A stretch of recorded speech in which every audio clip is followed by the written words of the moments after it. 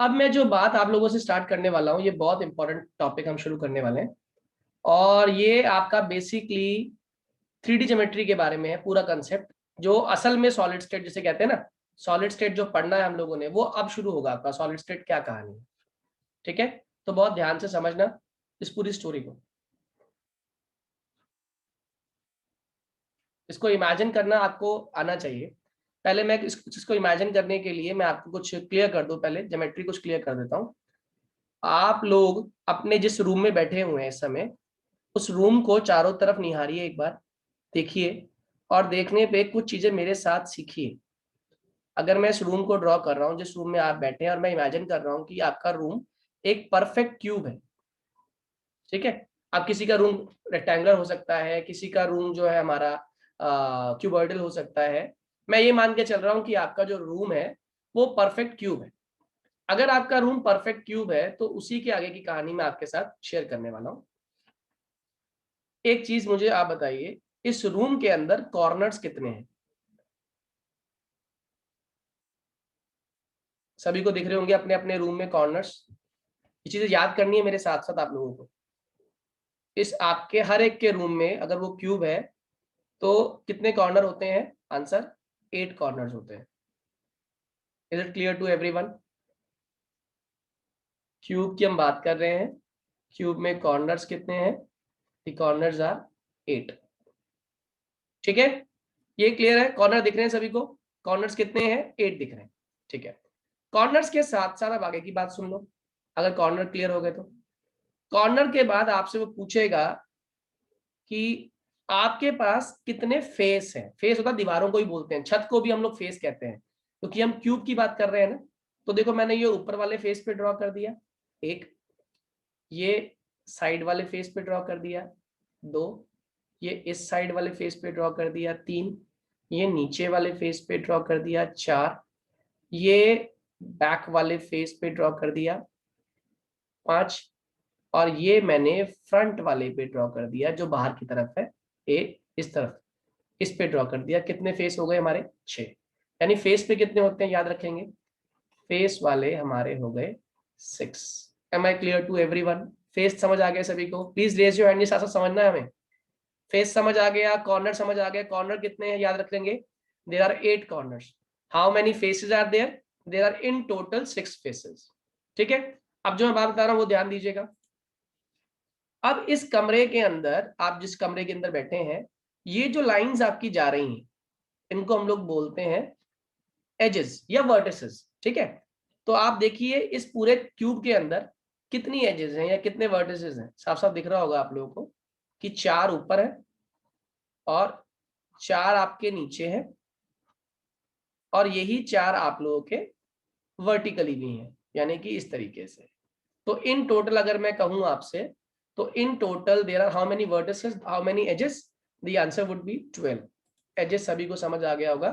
In total there are 12 edges.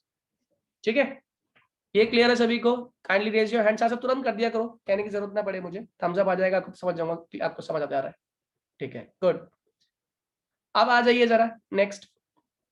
अब इस कमरे के अंदर, जिस कमरे में आप बैठे हो, मैंने कहा इस कमरे का बॉडी सेंटर कहाँ होगा। तो इमेजिन करो जहां पर आप बैठे हो, जिस कमरे में आप बैठे हुए हो, उस कमरे के अंदर हवा में बीचों बीच, कमरे के बीचों बीच हवा में, मैं इसको ड्रॉ करता हूं इस तरीके से, ये कमरे के बीचों बीच मौजूद है बॉडी सेंटर।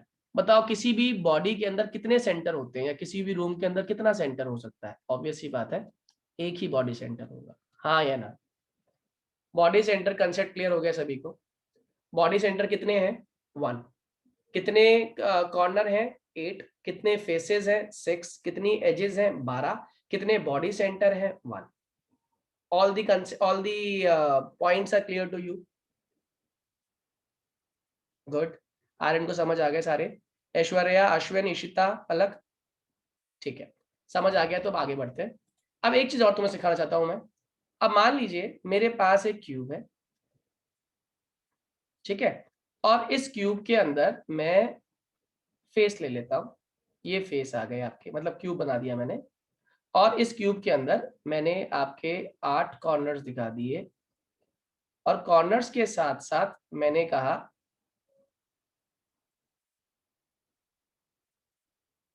कॉर्नर्स के साथ साथ मैंने क्या किया, मैंने एक इस फेस पे, फ्रंट फेस पे, और एक एग्जैक्टली इसके बैक फेस पे स्फेयर लगा दिए।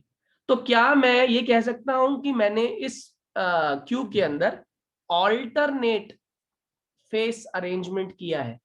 ऑल्टरनेट फेस अरेंजमेंट, क्योंकि आप खुद नोटिस करो, जब मैं ऑल्टरनेट की बात कर रहा हूं, इस दीवार की बात कर रहा हूं, इस दीवार पे आपका ये मौजूद है, ये रहा, ठीक है, और इसके सामने वाली दीवार ये बैठती है, क्योंकि किसी भी कीमत पर देखो ऑल्टरनेट का मतलब क्या होता है, एक छोड़ के एक।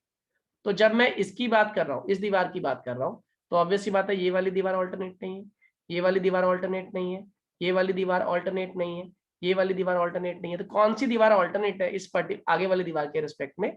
ये पीछे वाली दीवार जो है वो ऑल्टरनेट है, ठीक है। तो अगर ये फ्रंट वाली दीवार है तो इसकी ऑल्टरनेट इसके पीछे वाली हुई। तो ऑब्वियस सी बात है, हमने कहाँ कहाँ ड्रॉ किया है? हमने ड्रॉ किया है एक तो फ्रंट फेस पे, और एक हमने ड्रॉ कर दिया उसके बिल्कुल ऑल्टरनेट वॉल के ऊपर। इसीलिए हमने इस ज्योमेट्री का नाम क्या दिया? Alternate face arrangement.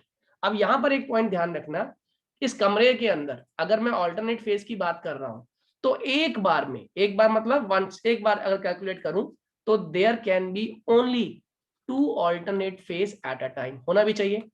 कितने फेस होते हैं एक बार में? कि अगर काउंटिंग करूं तो एक बार में किसी भी एक स्फीयर को ले लूं तो उसके ऑल्टरनेट फेस कितने होंगे? सामने वाला ही होगा। It means there are only 2 faces which are alternate in a structure, in a unit cell. Unit cell if अगर हम बात करें तो एक बार में there can be only 2 alternate faces. Am I clear to everyone? Please raise your hand अगर ये कंसेप्ट समझ आ गए आप लोगों को। ऑल्टरनेट फेस कितने हो गए? समझ आ गया। ऑल्टरनेट फेस 2 होते हैं, टोटल फेसेस 6 होते हैं, कॉर्नर 8 होते हैं, हमारी एजेस कितनी होती हैं? 12 होती हैं। और क्यूब के अंदर कितना बॉडी सेंटर होता है? आंसर बॉडी सेंटर हमारा 1 होता है। ये कंसेप्ट क्लियर होगा? सभी को समझ आ गया? अगर ये समझ आ गया तो मैं इसके आगे की बात करता हूँ। यहाँ पे बच्चों कुछ चीजें आपको समझनी बहुत जरूरी है। यहाँ पे कुछ टॉपिक्स आते हैं और वो टॉपिक्स बड़े इंपॉर्टेंट है, क्योंकि वो इस यूनिट सेल को समझाने की कोशिश करते हैं। अब मैं यूनिट सेल के बारे में जानकारी देना चाहता हूं आपको कि यूनिट सेल क्या है, क्यों है, और हम लोग 3D ज्योमेट्री के बारे में क्यों बात कर रहे थे। हमने कल बात करी, मान लीजिए ये एक कमरा है, ठीक है। कमरे की एक वॉल ले लेते हैं, एक बेसिक वॉल ले लेते हैं, कमरे की तो बात के बारे में बात करेंगे। इस कमरे की वॉल की बारे में बात कर रहे हैं, तो ऑब्वियस सी बात है जो कमरा बना होगा, इस कमरे की वॉल को बनाने के लिए आपने क्या किया होगा? आपने ब्रिक्स ली होंगी, और उन ब्रिक्स को आप लगातार एक सिस्टमैटिक ऑर्डर्ड में, एक ऑर्डर्ड अरेंजमेंट में आप लगाते चले गए, और लगाते चले गए तो आपका क्या बन गया? आपकी वॉल बन के तैयार हो गई। मुझे लगता है यहाँ तक तो सबको क्लियर हो गया होगा कि भाई ये वॉल्स जो बनती हैं वो बेसिकली उसके अंदर जो स्मॉलेस्ट यूनिट है, जैसे हमारी बॉडी की अगर हम बात करें तो हमारी बॉडी की स्मॉलेस्ट यूनिट सेल होती है, और सेल जब मिले तो क्या बनता है? टिश्यू बनता है, और टिश्यू जब मिले तो क्या बनता है? ऑर्गन्स बनती हैं, और ऑर्गन जब मिलती हैं तो हम कहते हैं कि क्या बनता है? Organ system. सेम कहानी हम अगर क्रिस्टलाइन ज्योमेट्री की बात कर रहे हैं, अगर ये काला वाला कमरा जो है ये पूरे एक क्यूबिक क्रिस्टल को रिप्रेजेंट कर रहा है, तो मुझे एक बात समझ आ गई है साफ साफ कि ये जो क्यूबिक क्रिस्टल बना है ये कहीं ना कहीं इन ब्रिक्स को अरेंज करने पर ही तो बना है। ये ब्रिक्स आप लगातार अरेंज करते चले गए, और अरेंज करने के बाद आपने क्या बना लिया? आपका एक पूरा क्रिस्टलाइन ज्योमेट्री बन गई, जिसको आप लोग 3D क्यूबिक ज्योमेट्री भी कहते हैं। Am I clear to you? हाँ या ना? Please raise your hand if it is clear to you. Okay, good. तो यहाँ पे अब मैं आपको बताता हूँ क्या कहानी, क्यों हम लोगों ने ये मैंने डायग्राम ड्रॉ किया। ये है आपकी ओवरऑल पिक्चर, है ना, जिसको हम लोग क्यूबिक क्रिस्टलाइन ज्योमेट्री कह रहे हैं। लेकिन इस क्यूबिक क्रिस्टलाइन ज्योमेट्री का जो छोटा पोर्शन है जिसको हमें स्टडी करना है, इसको हम लोग बोलते हैं यूनिट सेल। और यूनिट सेल की खास पहचान, this unit cell is the smallest portion. मानते हो किसका स्मॉलेस्ट पोर्शन है? Smallest portion of 3D crystalline geometry. ये 3D क्रिस्टलाइन ज्योमेट्री का सबसे छोटा पोर्शन है, which when repeated, जिसको हमने जब रिपीट किया, which when repeated, और रिपीट कैसे किया, which when repeated in a regular order, in a regular order in all the directions, in all the directions produces entire crystalline geometry. कितने लोगों को मेरी बात समझ आ गई कि अगर मैंने इस यूनिट सेल को बार बार लगातार हर डायरेक्शन में लगाना शुरू कर दिया, अरेंज करना शुरू कर दिया, तो मेरे पास एक 3D क्रिस्टलाइन ज्योमेट्री मुझे बनती हुई दिखाई देगी। और वो क्यों बन पा रही है, क्योंकि हमने जो अरेंजमेंट किया है वो एक प्रॉपर अरेंजमेंट है, एक सिस्टमैटिक अरेंजमेंट है। इसी बात को हमने ध्यान देना है। Am I clear? Is the concept of unit cell is clear to everyone? Please raise your hand if the concept of unit cell is clear. Ishita को क्लियर हुआ? ऐश्वर्या डाउट है बेटे? आर्यन समझ आ गया? अश्विन को भी समझ आ गया? Palak any doubt? Vinayak any doubt? एक बार रिपीट कर दीजिए। अच्छा, फिर से रिपीट करता हूँ बेटे। ये जो हमारा यूनिट सेल है, ये इस क्रिस्टलाइन ज्योमेट्री का जो मैंने यहाँ पे ड्रॉ किया है, पूरा घर मान लो एक क्रिस्टलाइन ज्योमेट्री है, लेकिन इस घर की हर एक दीवार, इस घर की छत, इस घर की फ्लोर, ऐसा एज्यूम कर लेते हैं ये सब ईंटों से बना हुआ है।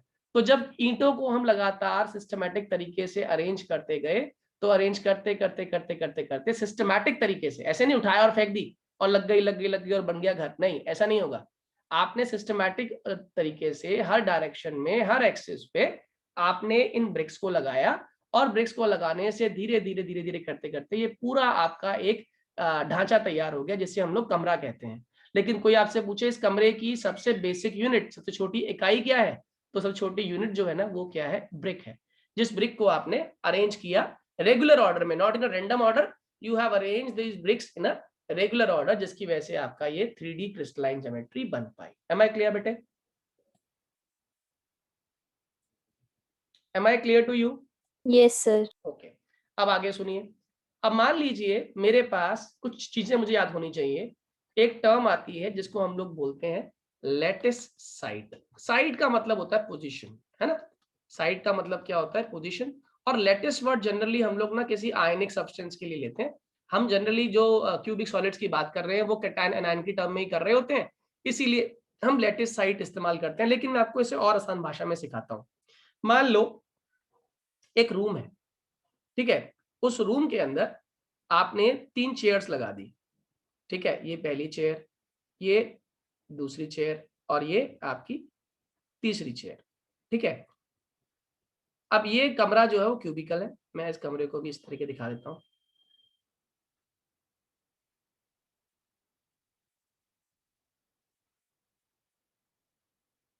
ठीक, अब मैंने कहा ये कमरा जो है ना, बेसिकली इस चेयर जो है यहां से कुछ दूरी पर है, ये वाली यहां से कुछ दूरी पे है, ये वाली यहां से कुछ दूरी पर है। तो मैंने कहा कि अगर ये कमरा 3D स्पेस है, तो ऑब्वियस सी बात है एक बच्चा आके यहाँ पर बैठ गया, एक बच्चा आके यहाँ पर बैठ गया, एक बच्चा आके यहाँ पर बैठ गया है, ठीक है? अब मैंने पूछा बच्चों, क्या इस फर्स्ट बच्चे के जो कोऑर्डिनेट्स हैं और जो सेकंड बच्चे के कोऑर्डिनेट्स हैं और जो थर्ड बच्चे के कोऑर्डिनेट्स हैं, यानी कि पोजीशन इन स्पेस, वो सेम है या अलग अलग है? आंसर क्या होगा? कोऑर्डिनेट सेम है और डिफरेंट? जल्दी बोलिए। कोऑर्डिनेट्स होते क्या है? एक्स, वाई और जेड एक्सिस के रिस्पेक्ट में। तो ऑब्वियस सी बात है, इसका एक्स ये है, इसका एक्स ये है, इसका एक्स ये है, तो एक्स तो डिफरेंट दिखाई दे रहे हैं आपको। अब मान लो आप कहते हो सर इनके जेड की बात करें तो जेड तो नियरली कैसा है इन दोनों का, इन सबका सेम है, जेड तो इनका सभी का, वाई मान लो या जेड मान लो, सेम सेम है। लेकिन क्या चीज अभी भी डिफरेंट है? एटलीस्ट एक कोऑर्डिनेट तो डिफरेंट हो गया, हाँ या ना? जल्दी बोलिए। One coordinate is different, yes और नो? Yes sir. अगर एक भी कोऑर्डिनेट डिफरेंट हो गया तो इट मींस वो पोजीशन किसी और पोजीशन जैसी नहीं है, वो पोजीशन किसी और पोजीशन से अलग है, हाँ या ना? ठीक है, हाँ या ना? अरे अब यस मान सर। लो, इसको और समझाता हूं। मान लो ये x 2 मीटर है, ये वाला जो x है ये 4 मीटर है और ये वाला जो x है ये 6 मीटर है। तो अगर पहले वाले के कोऑर्डिनेट्स की बात करें तो ये हो गए 2, y एक्सिस मान लो इनका 5 है और z इनकी सबकी हाइट जो है 6 फुट की है। तो पहले वाले के फर्स्ट वाले के कोऑर्डिनेट्स 2, 5, 6 हो गए, सेकंड वाले के कोऑर्डिनेट देखें तो 4, 5, 6 हो गए और थर्ड वाले के कोऑर्डिनेट देखें तो वो 6, 5, 6 हो गए। हाँ या ना? तो क्या फर्स्ट, सेकंड और थर्ड पॉइंट्स एक है कभी भी? नहीं, ये कभी भी एक नहीं है, ये तीनों अलग अलग पॉइंट्स हैं स्पेस के अंदर। और मुझे कैसे पता चला कि तीनों अलग अलग पॉइंट है? क्योंकि तीनों पॉइंट्स ने, तीनों लोगों ने, तीनों बच्चों ने स्पेस में क्या ली हुई है? अपनी अपनी एक रेस्पेक्टिव पोजीशन ली हुई है। और रेस्पेक्टिव पोजीशन मतलब एक्स वाई जेड के रेस्पेक्ट में इनके स्पेस में एक कोऑर्डिनेट्स मौजूद है जिसको हम लोग उसकी पोजीशन कह रहे हैं। और पोजीशन का मतलब होता है बच्चों साइट। ठीक है? तो बस अब इसी कहानी को बच्चों को हटाकर आप इस स्टोरी के अंदर बच्चों को हटाइए और बच्चों की जगह किसको प्लेस कर दीजिए? एटम्स को प्लेस कर दीजिए। आप एटम्स की जगह आयंस को प्लेस कर दीजिए, आप आयंस की जगह मॉलिक्यूल्स को प्लेस कर दीजिए, आप मॉलिक्यूल्स की जगह एंटिटीज को प्लेस कर दीजिए। इन सब के अपने अपने 3 डायमेंशनल स्पेस में एक फिक्स मतलब फिक्स पोजीशन गेन करने की एक कोशिश करते हैं और जो फिक्स पोजीशन होती है उसी का नाम होता है lattice site. Am I clear? Am I clear to everyone? Please raise your hand if I am clear to you.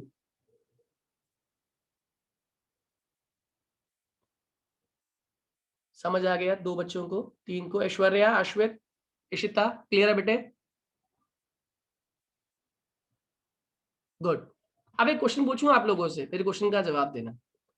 अगर मैं इसी कमरे के अंदर इस बच्चे का, थर्ड वाला जो बच्चा है, इस थर्ड वाले बच्चे, ये ऐसे बैठा हुआ था, ठीक है, और इस थर्ड वाले बच्चे का एक छोटा भाई भी आ गया, उसने कहा भैया मैं आपकी गोदी में बैठूंगा, ये बैठ गया इसकी गोदी में, ठीक है। आप मुझे बताओ, ये अगर थर्ड बच्चा है और छोटा भाई फोर्थ बच्चा है, तो क्या थर्ड और फोर्थ के कोऑर्डिनेट सेम है? क्या थर्ड बच्चे और फोर्थ बच्चे के कोऑर्डिनेट सेम है या डिफरेंट है? जल्दी बोलिए,